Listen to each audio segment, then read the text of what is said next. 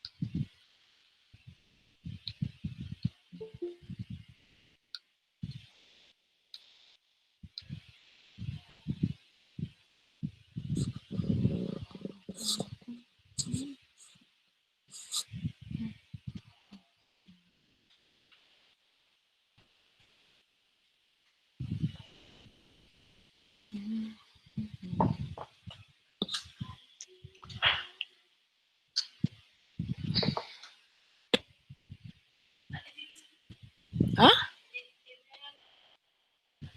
Hmm.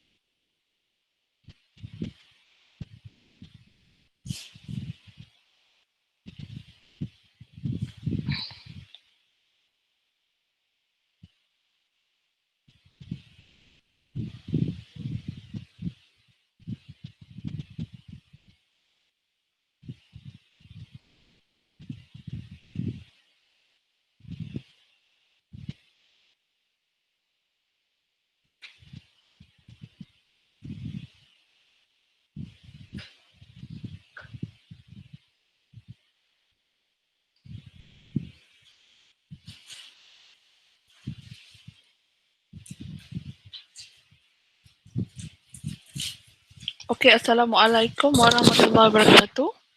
Okay, in the past we have gone through several classes on literary theories and criticism, and the last one is on post-colonial criticism. And what binary opposition is criticized by post-colonial theories? What binary oppositions? Can somebody tell me? Um, race on race. Okay, can I, Race. louder, Can you louder, repeat sorry. that? Race on race. Oh, on race, yeah. Yeah. Yeah, so binary opposition on race, namely white versus Versus colored. versus colored people, okay? No, non-colored. No, sorry, non-white. So white versus colored people or non-white people. Okay. So because you have to remind yourself that white is also a color, but no, white in this post-colonial world is always viewed as almost a not a color in itself, but white is also a color actually. So every people on earth is a colored person. Um, okay, so we have that. Can somebody name the theorists who popularized the idea of, or who founded, not popularized, but who founded the idea of, or the theory of postcolonialism? Can somebody give me the name of that theorist? Um, can somebody? How about you? Fatin Aisha? Fatin Aisha? Can you give me the name of the theorist?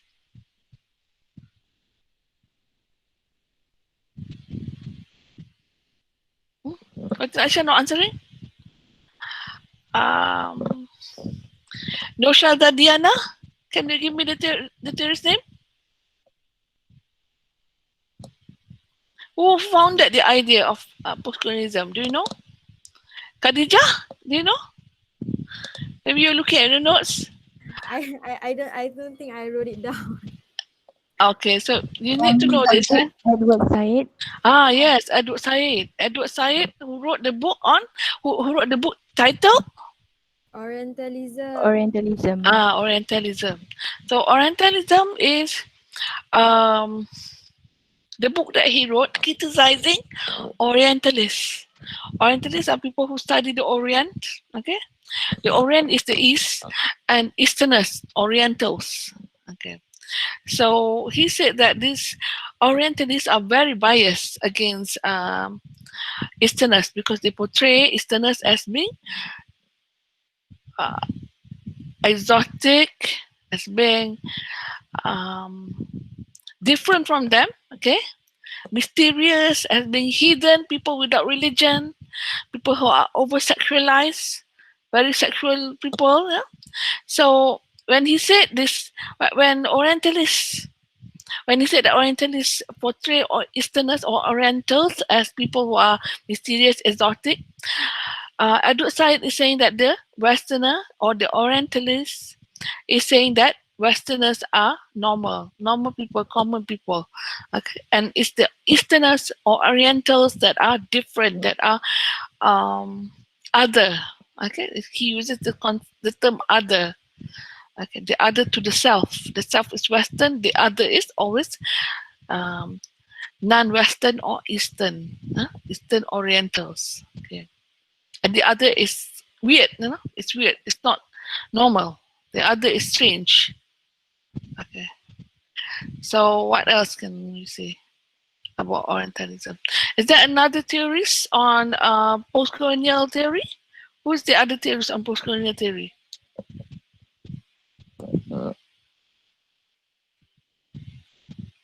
Can somebody name the other theorists? How about you? Who's this? Oh, it's Nizam. Okay, I thought somebody else. Uh, who? Okay, para Homi Pasiha. Kebaba. Can you? Who is it? Is it Khadija?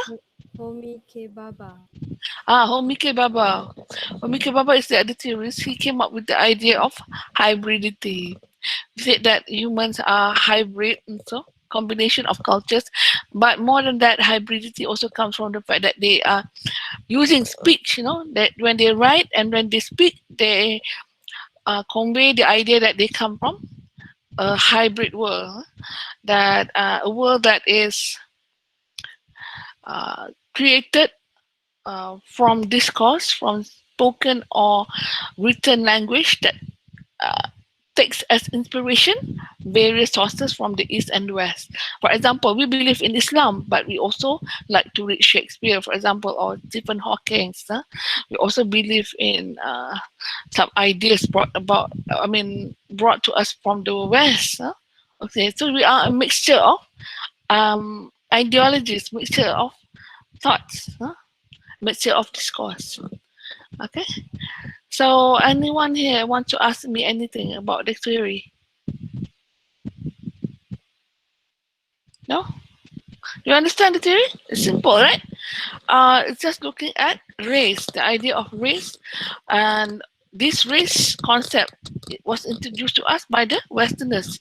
The Westerners introduced race as something that can be defined by bloodlines. In Malays before colonialism said that race is something defined by culture, language, not bloodlines, because you're all mixture of uh, different races. Okay, but the Europeans, um, they taught us about race, about how racial differences can mean something else also. Okay, so let us go on with a study on modernism. Okay, that's me. Modernism.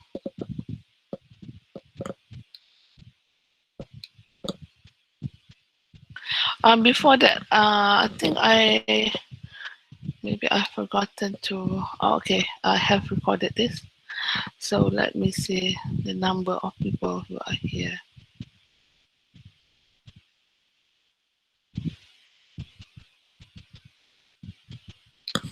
Okay, so let us have a look right now at modernism.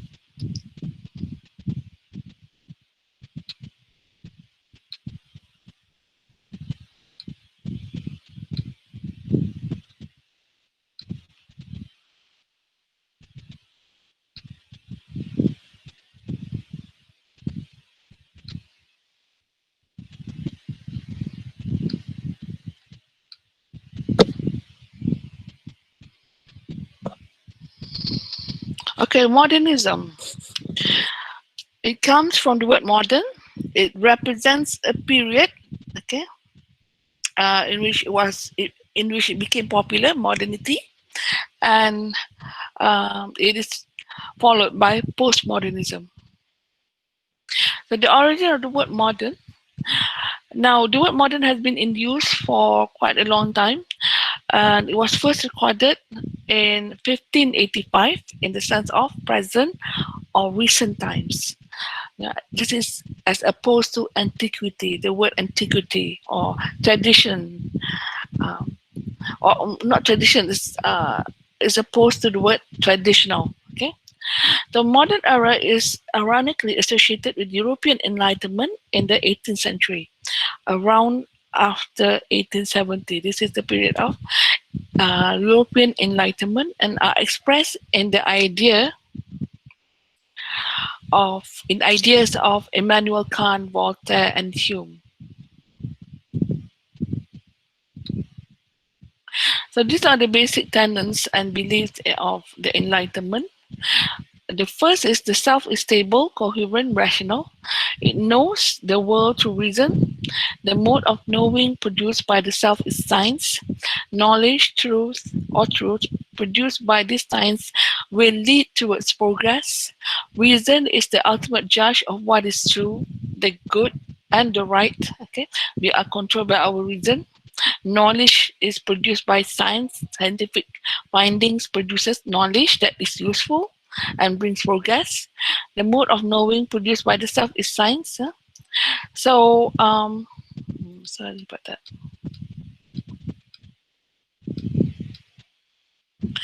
So, science is the paradigm for all types of knowledge, and those who produce scientific knowledge um, are not motivated by other concerns such as power and knowledge.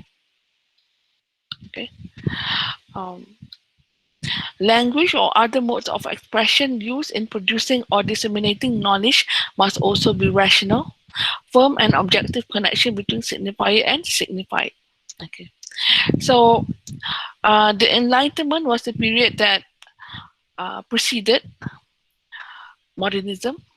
It was the age of science and rational thought. Okay? And it argued, and amongst other things, it argued that knowledge was produced by science. Science produced knowledge, and the knowledge that was being produced by science was the truth.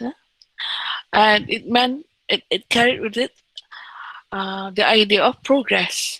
Okay, so they didn't think that a scientific man, for example, or a man of science, was motivated to discover this truth by any other concerns other than the fact that they wanted to develop certain knowledge about something. They didn't think that these people would want power, over the subject that they were studying or anything like that.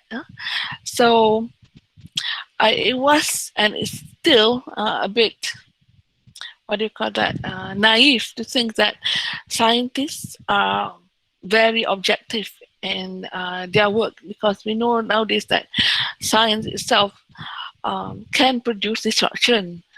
It can cause destruction if it is used in the wrong way. Okay, it can. There are mad scientists around this world. So science is actually a tool. It's not something related to truth and knowledge. It can be misused by scientists. So the ideas of the Enlightenment can be criticized. So they also believe that language and other modes of expression used in producing and disseminating knowledge must also be rational. They also believe that the language used when we make scientific findings, scientists would write their findings on a piece of paper. So they use language, and this language is believed to be rational, based on reason. Now, modernity follows this Enlightenment project. It began in the 18th century.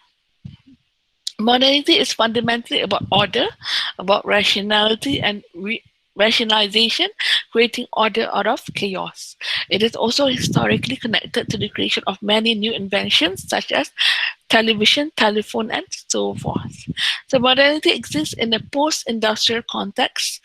It is everything that can generally be seen as modern, and therefore exists as a historical period informed by all those before it. So modernity here is a period that followed the Enlightenment period, and it is fundamentally it upholds reason and rationalization, especially in the field of sciences. And there were many creations, scientific creations, innovations that were created and innovated during this period, such as television, telephone, and so forth. So modernity exists in a post-industrial context. It is everything that can generally be seen as modern. Um, it stands as an era of social relations most commonly associated with capitalism and a new global awareness. Capitalism because of the things being produced, such as telephone, television. This meant that there were many things to be traded, to be sold. And new global awareness brought about by television. We can view things that are happening in the UK, and so on. Um, so this is the period modernity, and it came after Enlightenment. Yet from the 1870s onwards, the idea that history and civilization were inherently progressive and that progress was always good came under increasing attack. Now, why was the idea of progress that people believed in, that the Enlightenment people believed in, and the early modernists believed in? Why? Why was it under attack? Now, one of the reasons for that is the detrimental effects of the Industrial Revolution. Now, Karl Marx, who wrote his work in 1850, he produced his manifesto on communism. Now, Karl Marx believed that capitalist workers, factory workers, were existing in alienation. Okay, were being alienated from the work, from the things that they produce, and from each other. Yeah, they are not, they cannot bond with each other because they are workers, they are factories' hands. So they live also in deplorable living conditions, and you can see that right now with Top Growth and other companies also. Workers are what do you call that, housed together. Many workers are forced to live together in very small housing, in very small rooms. There was also the general decline of religion brought about by Charles Darwin's theory of evolution. So this Marx ideas on the way factory workers were being forced to work, long hours, and also were being forced to live together in very densely situated housing. What do you call that? Housing. Very densely populated places and housing, and also Charles Darwin theory of evolution, which says that man has actually progressed from monkeys, right? And then before that also, when the monkeys came from other animals.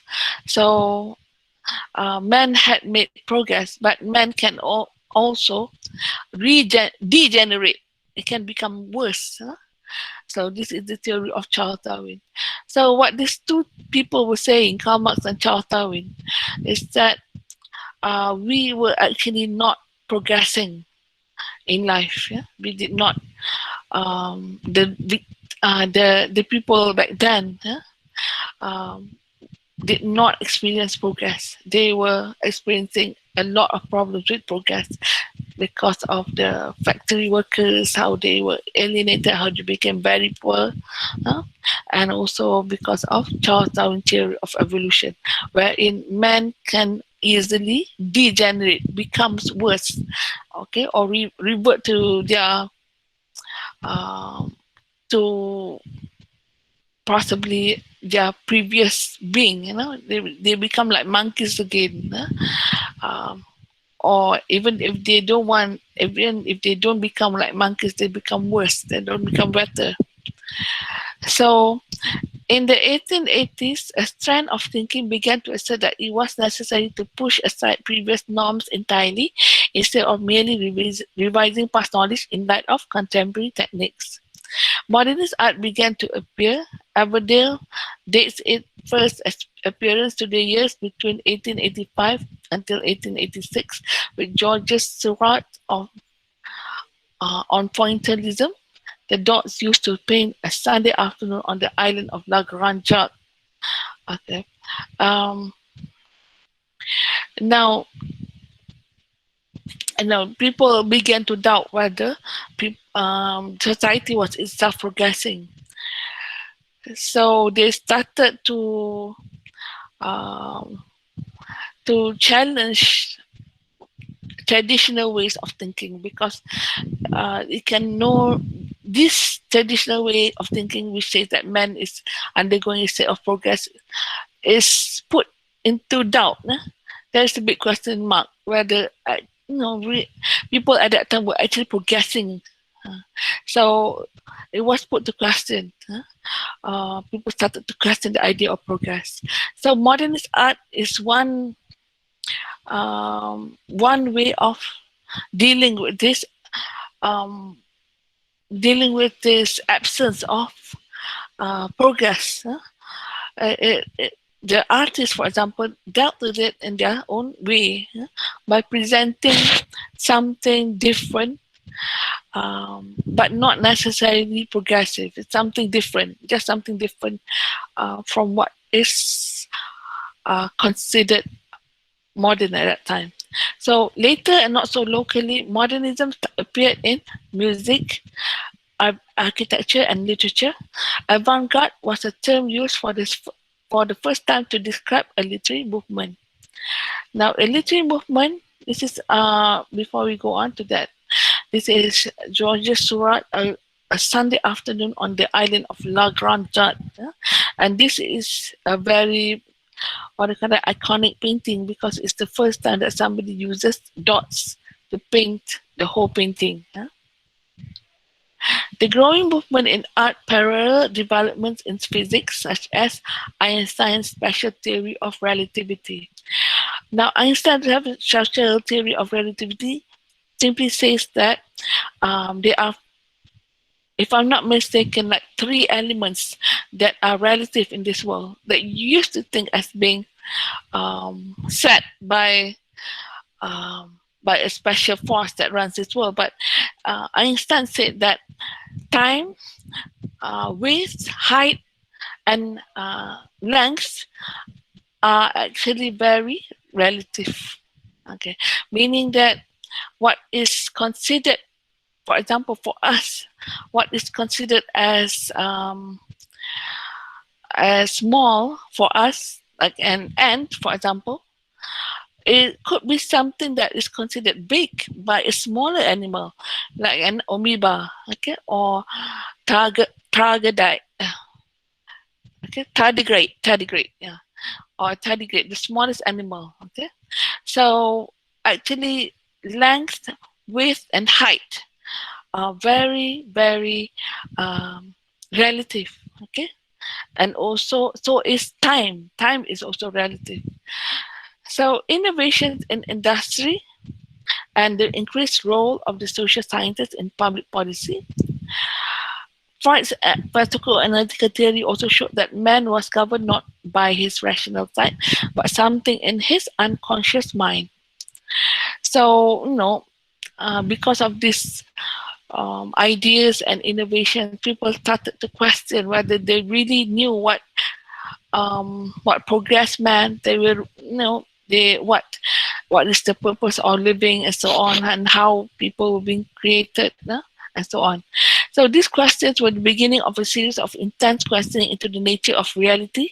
And if previous restrictions, namely religious and scientific authorities, which had been in place around human activity, were dissolving, then art too would have to radically change.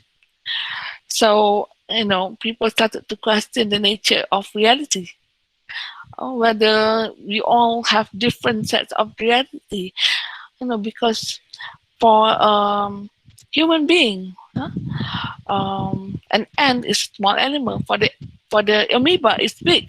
So height and width and size, all aspects of size, could be considered different depending on what one person is or one thing is. So then we have the period of high modernism, where many artists, thinkers, and writers broke with the traditional means of organizing literature because they wanted to create something new. Yeah?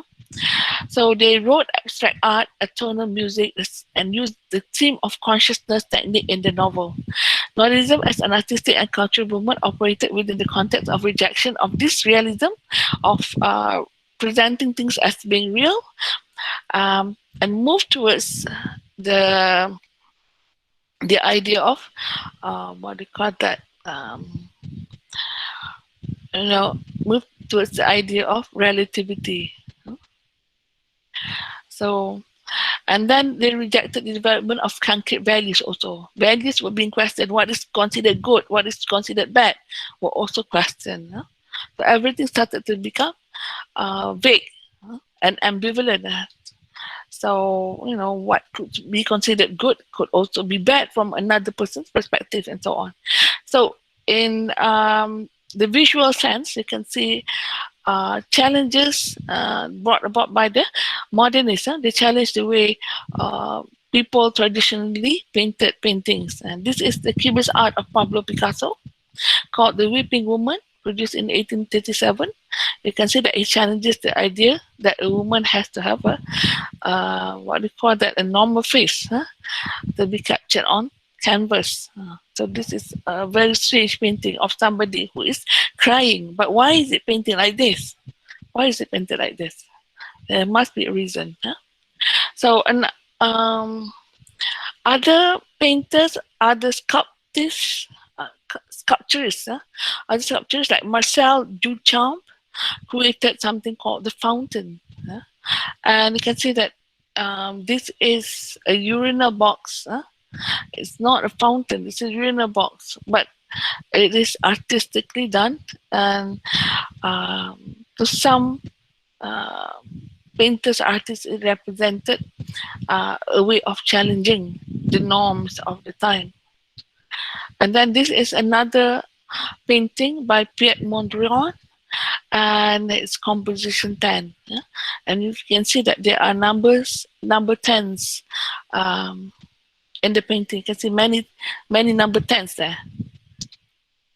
So modernism, this development began to give a new meaning to what was the modernism. It approved disruption, rejecting or moving beyond simple realism in literature and art, and rejecting or dramatically altering tonality in music. Modernism was still progressive, increasingly saw traditional forms and traditional social arrangements as hindering progress, and therefore we cast the artist as a revolutionary overthrowing rather than enlightening. So they came up with the idea of progressive, but this progressive means throwing away, making without, not using the traditional forms and traditional social arrangements. They wanted to do something new, very new. So we have paintings like this, many art, Bonnet sculpture, multiple perspectives. So they created something new. They no longer believe that it was actually, they no longer believe in the idea of progress as in improvement in life. They took a progress as a rejection of traditional elements, okay, presenting something new to the people, not necessarily bringing improvement, but showing something new. Now, and then why did this modernist art and modernism in general became popular during that time? Okay, one of the reasons is that the Great War, the First World War, okay, and the preceding period after that. When the First World War happened, they saw that many people died, and men were ruled by desire to dominate regardless of the cost. Now this goes against the Enlightenment beliefs that argued that man is actually ruled by his reason. But what the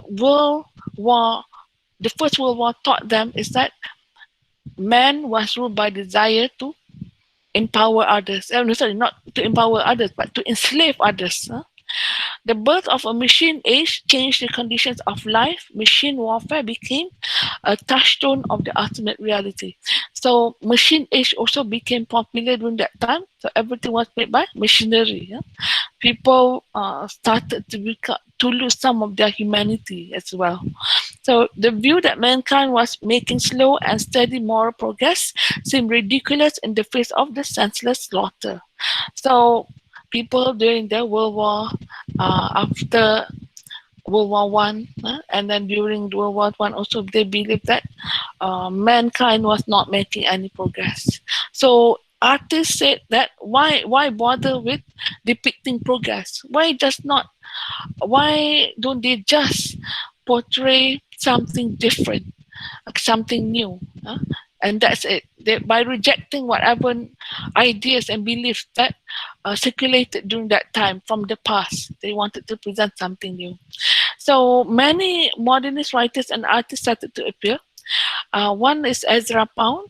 He came up with the idea of imagism. He was a poet, so he used this imaginistic way of writing poetry in his poems.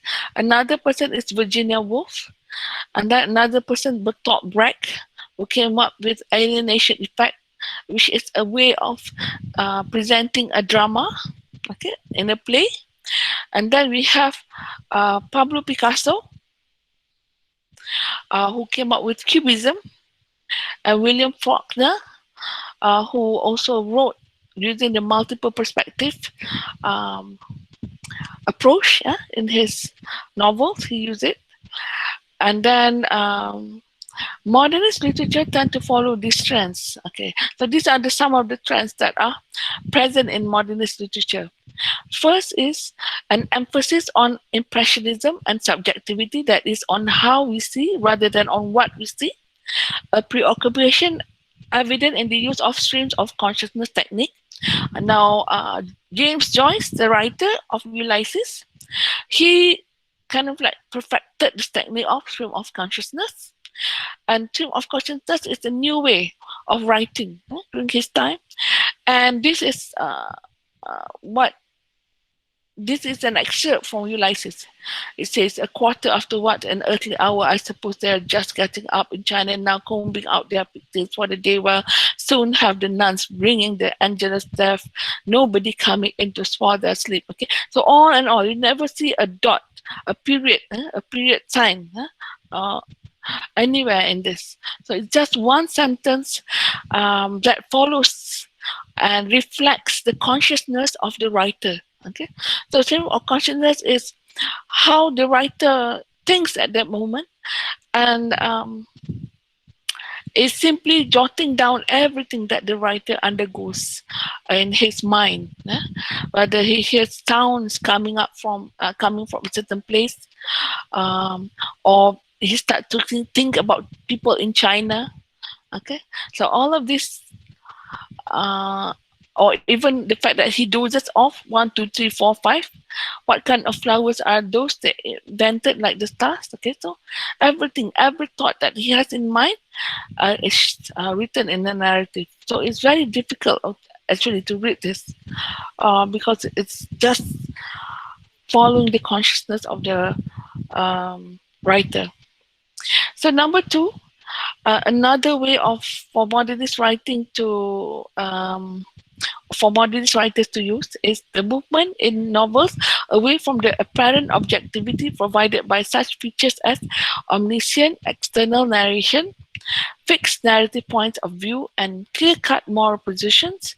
The narrators hence could be unreliable. There could also be many narrators, and the moral position is sometimes unclear. So okay, so it is in the modernist novel also, there are no omniscient external narration, yeah? A narrator that knows everything. There are no fixed narrative points. Narrators are unreliable. They can lie to you. There can be also many narrators writing about a single event.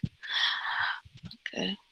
So number 3, a blurring of the distinction between genres, so that novels tend to become more like lyrical, and poetic, for instance, and poems more documentary and prose-like. So a novel, for example, can be written like a poem, and a poem can be written like a prose. It can be like a documentary even. So then we have another postmodernist idea of, or maybe postmodernist trend of writing, and it is a new liking for the fragmented forms, discontinuous narrative, and random seeming collages of disparate materials. So you can also create a poem, according to the modernists, from lines that you take from different sources. Okay, so this one, and it's a short poem. Am I to understand a fragment? Am I to understand where's McNally, where's Ron? However, many ran. Okay, let's give a great big hand. And I to understand. Okay, so it can be taken from many sources. This line can be taken from a piece of newspaper and so on.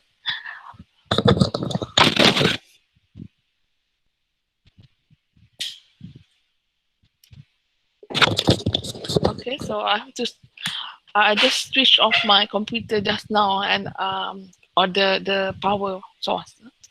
So, and then we have another modernist trend, which is a tendency toward reflexivity or self-consciousness about the production of the work of art, so that each piece calls attention to its own status as a production, as something constructed.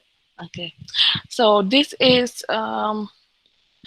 more like a piece of, it's called metafiction.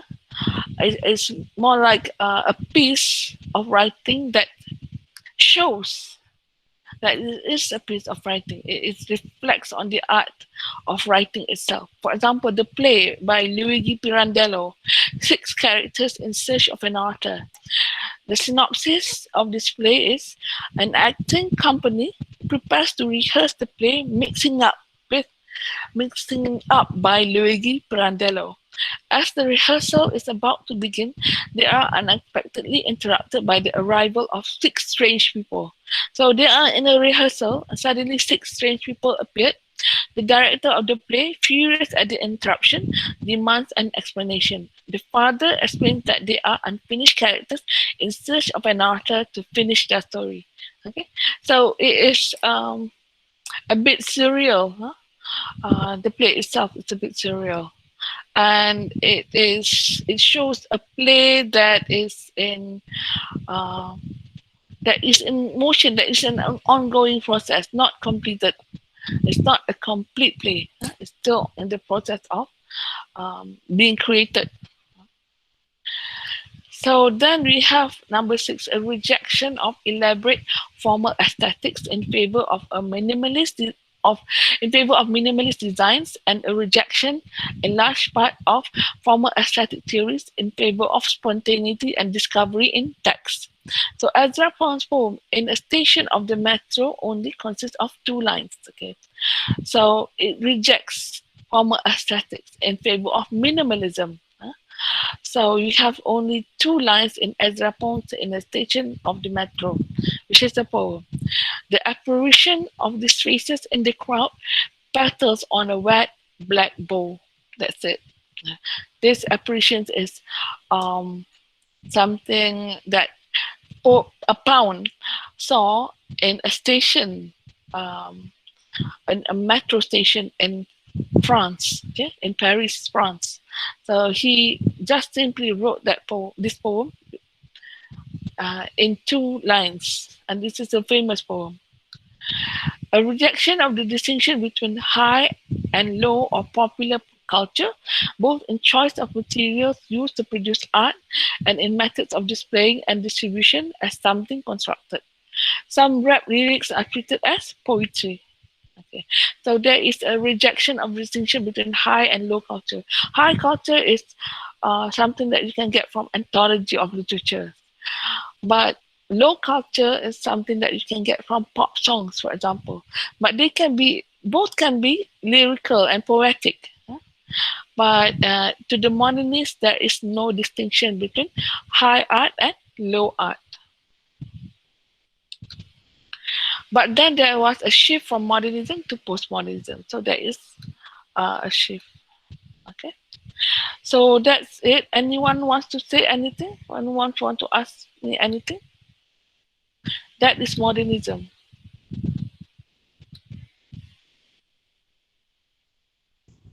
Doctor, question In the car, I can see you in the car. Where are you heading? to campus. Sorry. Oh, okay. Doctor, at its core, right, in core beliefs, is modernism similar to romanticism at all? Because it looks like Romanticism. they reject science, they're more feeling, passions, that sort of thing. You can say that romanticism is also a reaction against the Enlightenment period, because the Enlightenment period emphasizes reason, okay, Right. and sciences, and romanticism was against this because they want to emphasize on emotion. Huh? Mm, mm, And they also saw romanticism was also a product of reaction against industrialization mm.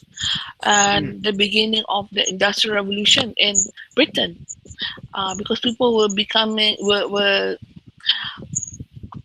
going to the cities to get jobs, and as a result there was corruption, and so on. So romanticism was a reaction against this trend of going to the city, and then poor people going to the city, and rich people becoming richer because they exploited the poor people who worked at their factories and so on. So it was a reaction against this. So modernism slightly it came after romanticism. Romanticism was a very short period actually, even though it is an important period in English literature. It's quite short. It ended sometime in 1830. So after that, yeah, we we have the beginnings of modernism. So people were um, yeah, Then in that case, right, Doctor, is modernism similarly also a reaction? Since you were saying towards the late Victorian age, right, there were these all these technological advancements or realism, and everybody was getting very yeah, it was. sciencey. Uh, Mm, It was a reaction against the Enlightenment period, as I've mentioned before on the slide, because the Enlightenment brought about the idea of progress. That they said that human beings were progressing, were making strides in various fields like sciences and so on.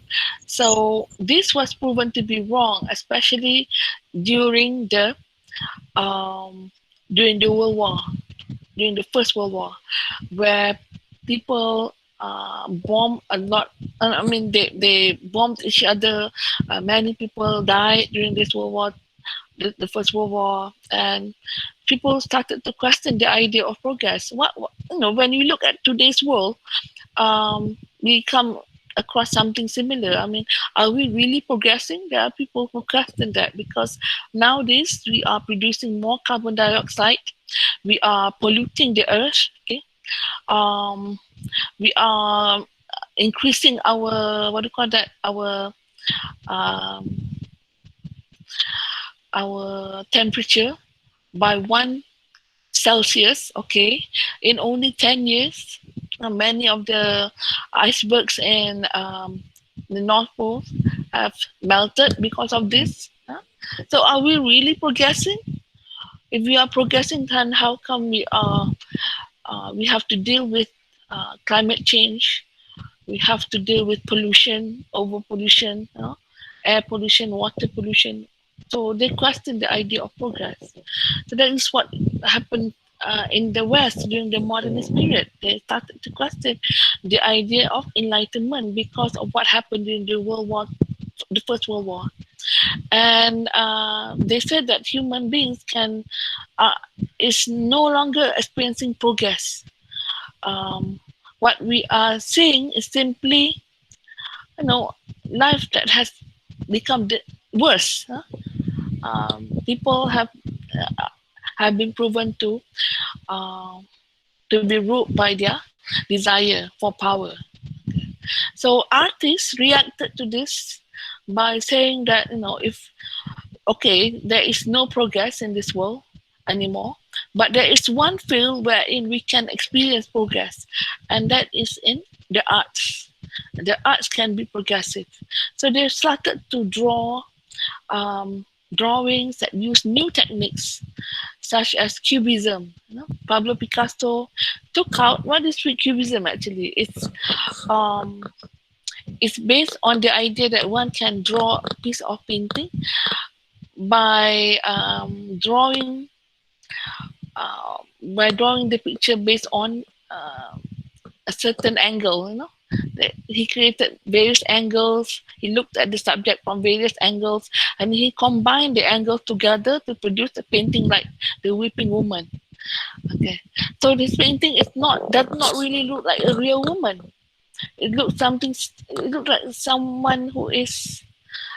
It's not real. Okay, but to him, to Picasso, this is no longer important. It's no longer important to present something that is real. What is important is to present something that is new, something that looks strange and new, in a way. So minimalists, for example, minimalist painters like Piet Mondrian, he came up with drawings that are very minimal, like number 10.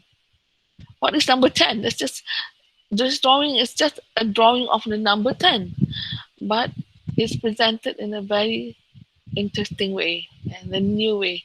So in these paintings, painters and writers and poets, they saw the idea of progress. Nowadays, you can ask also, what is progressive about this world? Is it the newest tudung by Neurofa? Does that mean that we are progressing if we produce something new, like uh, the tudung, new styles, new tudung? Okay, so we can ask ourselves: is that the meaning of progress? What is the meaning of progress? Okay, so that's the thing, uh, with the writers, painters, and artists. So, Doctor, how about the sublime? Would that be something modernist artists are also looking for? Okay, the sublime. Yeah. Hmm. Okay. But what do you mean by that?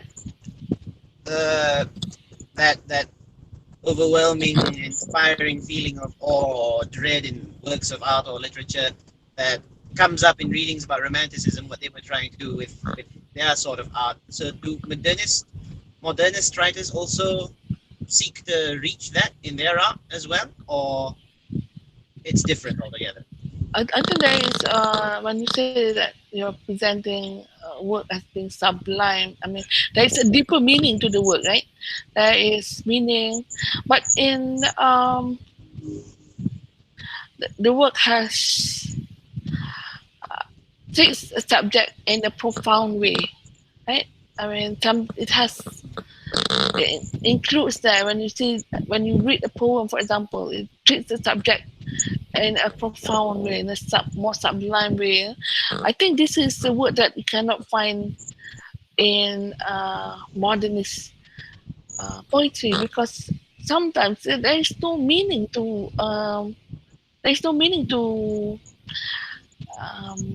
some modernist poems, like what do you call that? Like Ezra Pound, when he wrote about the two lines, the poem, his poem, the two lines. Um, I mean, he's just depicting what he sees in a metro station, and that's it. There's no meaning behind it. It's just something beautiful, something strange to him. That's it. Um, so, anyone else? Anyone? I have a Uh-huh. question. The modernism art seems similar to contemporary art. Is there any differences aside from the period? Yeah, this is interesting question. Is there any difference actually? And you go to the um, contemporary art, when you go to museums, do you really see any difference? Uh, Sometimes the art that you can see is similar to modernist art. So do you know it? Modernism is still around. It is still popular amongst artists, amongst painters. But what differentiates it from um, what differentiates modernist from postmodernist paintings is only sometimes it depends on the differentiation depends on certain things. Sometimes they are similar because fragmentation, for example, is used in modernism, and postmodernism also use fragmentation. So they use the same technique, but the way there is only a slight difference between the two theories, between the two ways of creating art, and that is tone. And the tone means how you treat fragmentation, for example. You see, one of the examples that I have shown to you is a poem that is made up of many lines coming from different sources.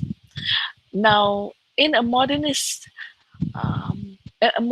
poem, for example, would convey the idea of bleakness and what do you call that, hopelessness in the poem. But in the postmodernist work, it will convey a different idea, which is um, related to fun, which is related to the idea that although our lives are fragmentations, or fragmented, although our life is fragmented, it doesn't mean that we should not enjoy our life. Okay, uh, even though this fragmentation, the idea of a poem that can be made from different lines is also a reflection of life itself, which is fragmented and no longer unified by anything. So the modernists believe this idea that life is fragmented itself. We are divided, no? And ourselves, we are, for example, we can say that some people in Malaysia, for example, they are Muslims, but they are Westerners. Also, they read Shakespeare and so on. They take different sources and then come up with a poem if they are poets. Okay, so their lives are fragmented. Now they can either lament this, they can be modernist, they can lament this fragmentation, or they can enjoy it and be postmodernist. So it's the way that you treat something. It's a bit difficult, isn't it? I mean, when you ask questions like that, yeah. So, but you can see in museums that they still have modernist art, and this is acceptable because postmodernism is like this also. It's similar. Okay. Then are you implying the postmodernism as same as the contemporary? Is that what you're implying? Postmodernism is contemporary. Yes. Are you saying that postmodernism is similar to the contemporary? Yeah. We are in that age, postmodernist age. Some people in the West say that we are not even in postmodernist age. We are in a different age after the postmodernism. But actually, we are in the postmodernist age. So we are postmodernism is contemporary art. Postmodernist painting is contemporary painting, but contemporary painting or postmodernist painting is like modernist painting. It's similar. All Do I right. mean? Thank you. Huh? Okay. Yeah, I understand. Thank you. Okay. Anyone with any other question? Doctor, I like the tudung example you gave earlier. So just to get it right, So tudung, right? If it's tudung, enlightenment thinker, the progress is we make the tudung a little bit better, each step getting better and better with each Yeah. one. Yeah. But the modernist one, no need, we use something else altogether to cover your head. Uh-huh. Is it like that? New kind of tudung. Wear it in a turban or something. They, But it's they an just abrupt throw change. away. They just throw away tradition. Oh, Modernists got rid of traditional elements, traditional way of doing things. They wanted something new, completely new. That was their rebellion against the Enlightenment period, uh, because they said that the ideas are no longer working. Man is a very bad creature. It's not ruled by his senses. It's not ruled by his intellect. He's ruled by his desire for power. So it's just like you, if you believe in Santa Claus, for example, the Christian believe in Santa Claus, and then somebody proves to you that Santa Claus does not exist anymore. So you just throw away the idea, you just reject the idea, and you feel very bad about it, about rejecting Santa Claus. Because Santa Claus, believing in Santa Claus makes you feel good, makes you feel happy that somebody will bring you presents during Christmas if you are a Christian. Um, so modernism is about that, rejecting the past, because they realize that what the past was telling them all along is no longer true. That the past was lying to them. So when they rejected the past, they felt unhappy about it. They very felt sad about it. And one of the things that they felt sad was the loss of God. Yeah? Santa Claus is like, for example, God is like Santa Claus, because modernists also believe that there is no God anymore. When they saw people dying during the World War II, people bombing each other and so on, they said that how can people become so bad? How can God allow this thing to happen? So they rejected God. They rejected God. And they felt bad about that. They felt unhappy about that. But what can they do? Once they believe that there is no God, there is no God. So that's why, this modernism is actually the final rejection of God that started during the Renaissance period. So they finally rejected God. Nowadays, if we, as I've said earlier, right, when you read about feminism, some people in the West say, why do we wear tudung and all that? And we say that it's our God's commandment. They would say that no, it's not. It's because to them there is no God. They say that it's all culture. So it's a bit like that. They are modernists are unhappy in their belief that there is no God, but they cannot accept that there is a God anymore because they have rejected Him. So their works are very sad, in a way. Yeah. Okay. Anyone wants to say anything? You don't have to ask me a question. You can say anything you want. Anyone wants to say anything? Well, if you can enter the museums, one way of making a documentary is just to take pictures of the art paintings. The paintings are just sculptures in the museum, and that's it. So that is one way of making a video. is it all bleak then, Doctor? Modernist literature? Again, but Is it one. all sad and gloom and doom? Since the Yeah. way you explain it, it's all tak ada harapan, everything is bad, it's all wrong. Yeah, it's like that. It is ada harapan. If there's hope, it's postmodernist. But they also accept that this world is very bleak, but they don't care. They don't sad about it anymore. They say, okay, so if it's bleak, then just be bleak. There's no sense in being sad about it. Yeah. So let's enjoy our fragmentation. So that you see, in poems, people using different lines coming from different sources. In painting, for example, Sorry, they Doctor, have this collages. enjoying is modernist or postmodernist? what is postmodernist or postmodernist? No, sorry, just now you said enjoying the fragmentation. That one is still under modernist or postmodernist? It's both. It's both. Or both? Fragmentation is both. Collages, for example, is made up of different fragments, right? Right, Of right. things, collages. And when you produce a collage painting, for example, you it could be some parts could be drawn from acrylic, acrylic painting, acrylic paint. Okay, I'm not an artist, so I'm not really familiar with the terms, but you can create. Also, you can take photographs from.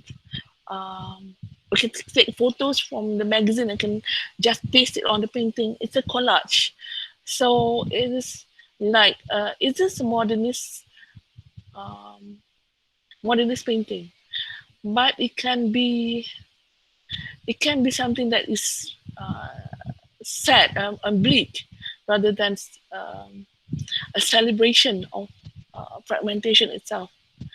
Yeah. Have you seen? Okay, when we talk about modernism, sometimes we talk about postmodernism as well because these their paintings are similar. They're almost similar to each other. Except the modernist makes you want to cry, postmodernist makes you want to laugh. Okay.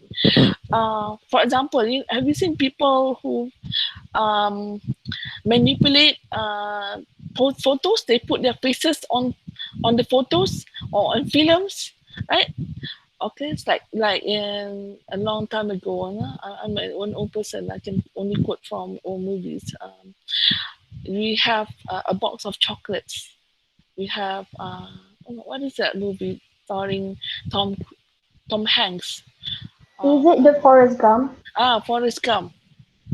So in Forrest Gump, we have the director superimposing Forrest Gump's face onto an old movie, right? Of the president receiving something or giving prize to somebody, to Forrest Gump himself. Okay, so this is an example of a postmodernist art, postmodernist movie because it's like it's making fun. Is there a person called Forrest Gump in this world? There's no Forrest Gump. It's just a fictional character. So, but you can see that Forrest Gump travels through time. He is somebody that has met presidents that is supposedly real.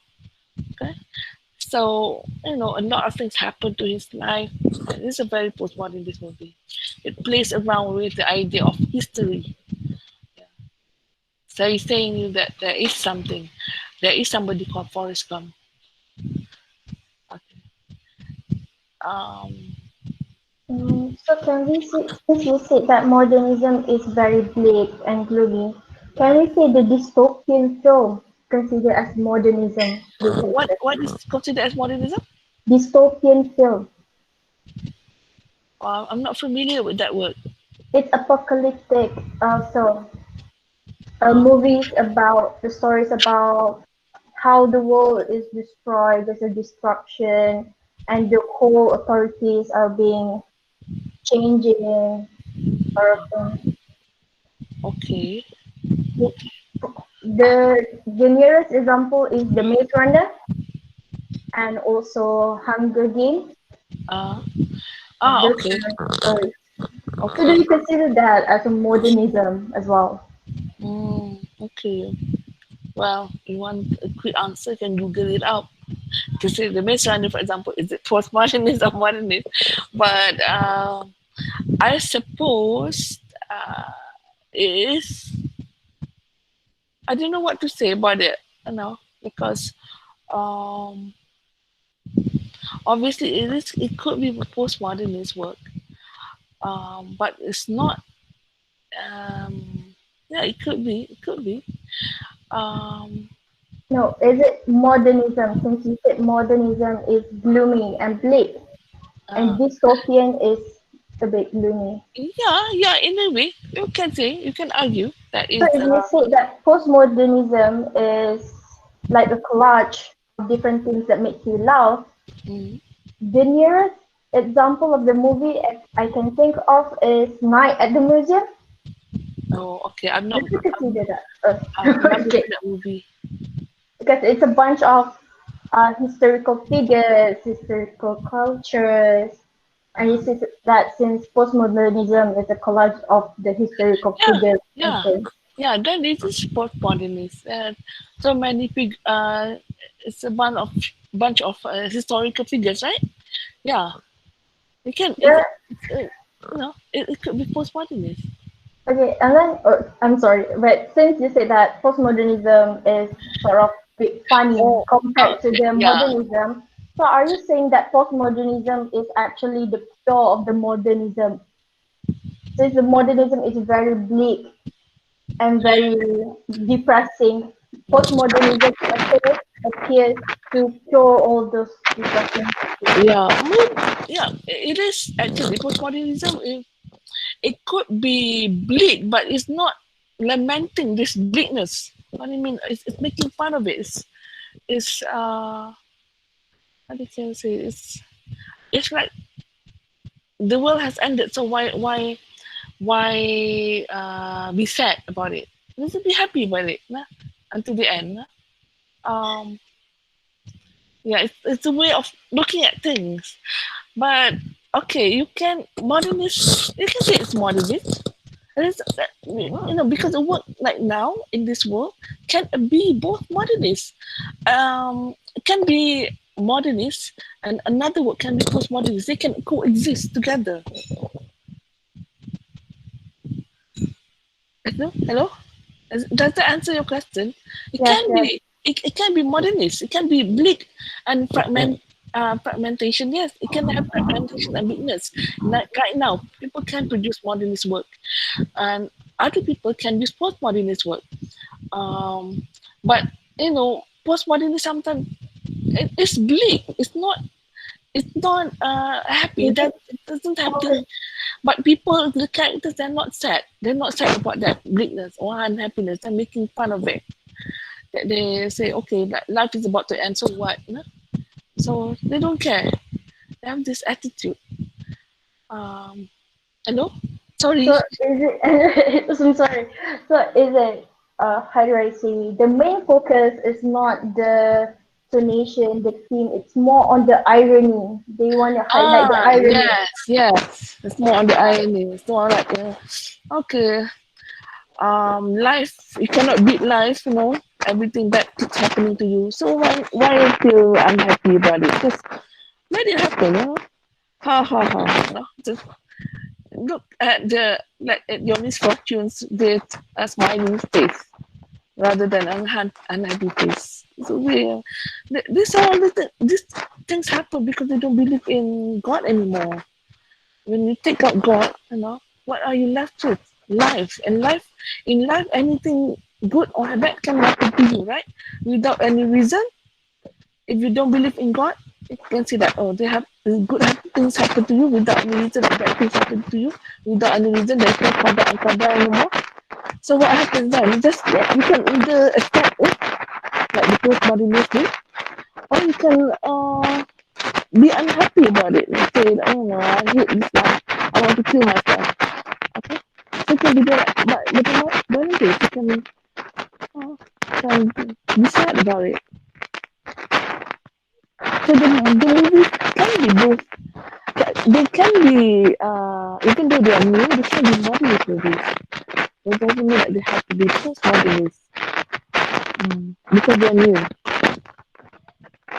Does that make sense? So it's like it's hard to define which theories, which Yeah, ideas right now because it's sort of vague. There are different shades of gray right now, so you cannot yeah, put it in one shape, in one yeah, box.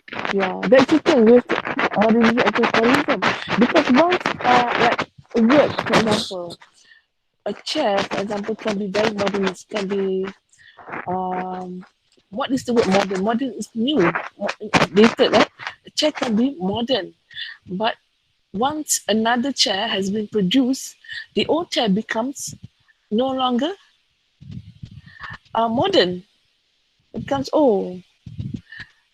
It's yeah. The idea of modernity is also uh, very challengeable. It can be challenged. what I can say is that sometimes it is difficult in works of art to differentiate between modernism and postmodernism, especially in art. But what you can say is that the works that are being produced during the modernist period, they are bleak and unhappy. They are fragmented. They show life as being fragmented. When you no longer you lose the meaning of life, you no longer believe in any God. So anything and everything can happen to you, and you feel sad about it. And this feeling is conveyed in works of literature at that time, written during that time. And also right now, maybe there are people writing using the modernist mode because they are sad, they're sad with their existence.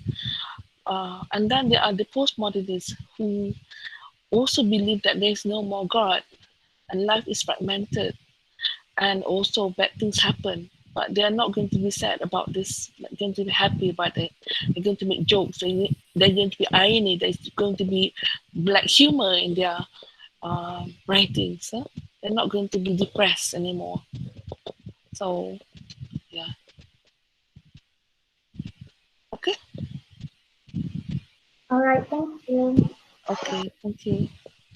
And anyone wants to say anything?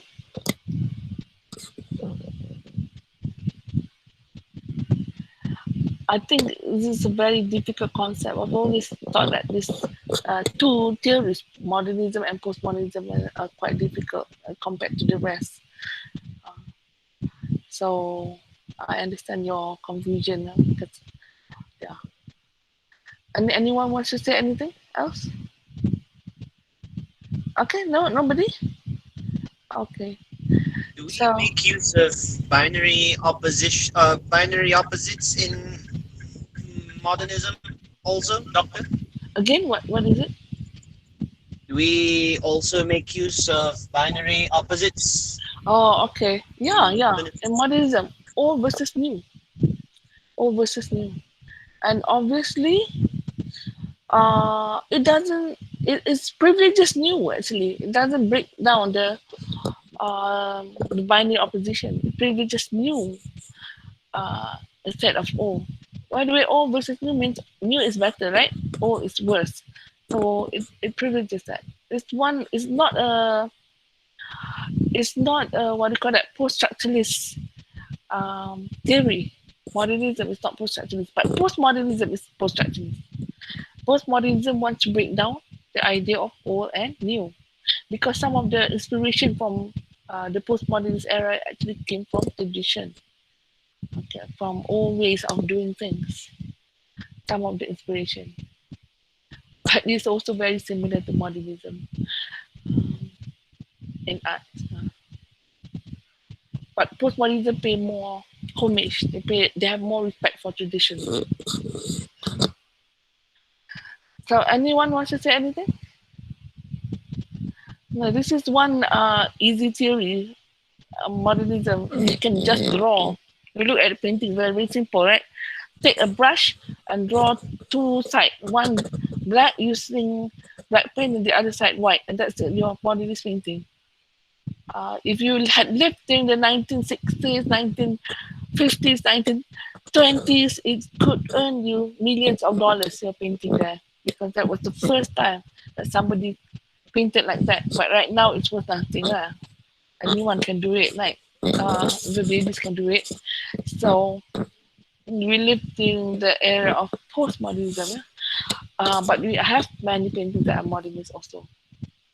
Okay, so any more questions? Anything you want to ask? Okay, so nothing else. Okay, so say goodbye for you, then meet you next week. Okay. Okay, on Tuesday. We're going to meet on Tuesday also. Now I see Paris' face. Paris on and off. Very, what do you call that? Very fragmented in that sense, right? Okay. So bye. Yeah, Doctor, thank you. Thank you, Thank you, Doctor. Doctor. Yep. Thank you, Doctor.